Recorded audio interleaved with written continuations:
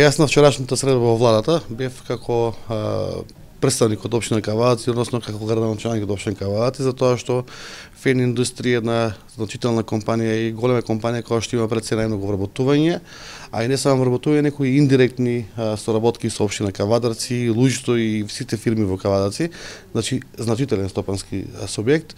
Тоа беше и мојата цел на една морална работа, да отидам да слушнам од прва рака, да видам што се случува на покана на синдикатот на вработените на фени. Вчерашниот ден имавме 2 часовна дискусија во делот на нашо значи фени. Вице-премиерот во целосно ја објасни ситуацијата со фени и на мене и на наш значи синдикат, за да немаме препокување и да немаме она што значи недоразбирање или лажни надворешни информации. Мене лично ми стои информацијата како позитивна, како добра.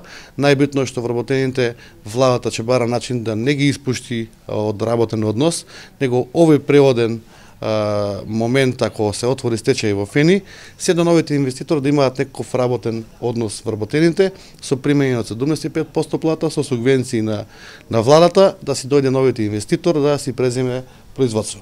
Добро е тоа што цената на никелот е на добро ниво, на рентабилно ниво и мислам дека фени само поради тој основ ќе добие нов инвеститор и ќе тргне работата што побрзо. Доколку и цената беше на ниско ниво, веќе бевме завидна ситуација. Сега имаме цена на рентабилно ниво и мислам дека фени за наредните 2 до 3 месеци оние правни моменти и стечени постапки да се истераат, дека ќе почне со работа.